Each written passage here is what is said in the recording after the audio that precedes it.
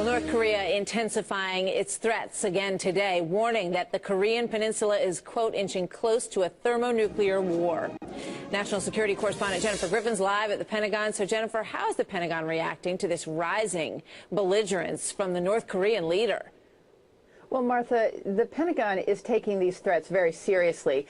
Right now on Capitol Hill, a hearing has just begun before the Senate Armed Services Committee. General Maxwell Thurman, who is the head of U.S. Forces Korea, was supposed to be testifying before that committee hearing headed by Senator Carl Levin, but he canceled his trip at the last moment because of the extreme tension on the Korean Peninsula right now. That is a very unusual move for the U.S. general.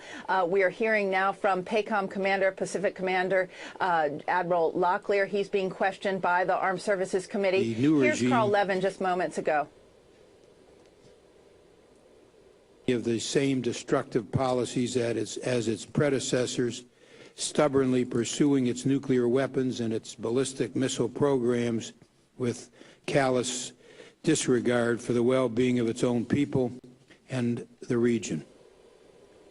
As North Korea made the announcement this morning threatening nuclear war on the peninsula and asking for foreigners to leave the peninsula, we heard Carl Levin ask Admiral Locklear why it was that the Pentagon decided to call off that Minuteman ICBM intercontinental ballistic missile test, a long-scheduled test that was supposed to take place out at Vandenberg Air Force Base.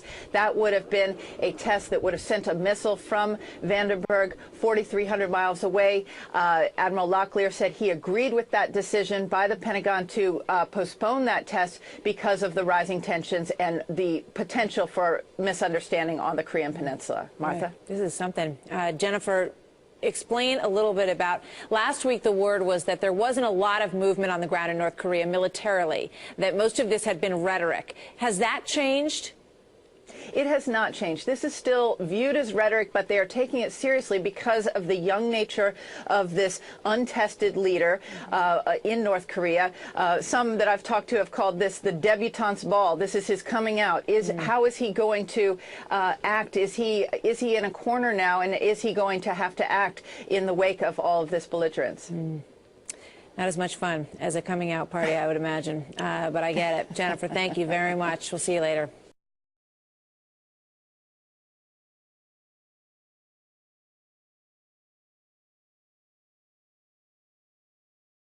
Drill near the North Korean border. The South says drills like this, some conducted with allies from the United States, are routine and non-threatening. The North sees them as a prelude to war. The North ramped up the rhetoric again on Tuesday, warning foreigners via state television to leave South Korea for their own safety. It also kept its workers away from an industrial zone on its border that had been run in coordination with South Korea. These South Korean workers returned home as their factories stand idle for another day. Despite this deterioration in relations between the two Koreas, few outside the North see an imminent threat of war, although there is still concern that Pyongyang could test a nuclear bomb or a missile. Japan has prepared for that by deploying surface-to-air missiles in Tokyo, which it says it will use without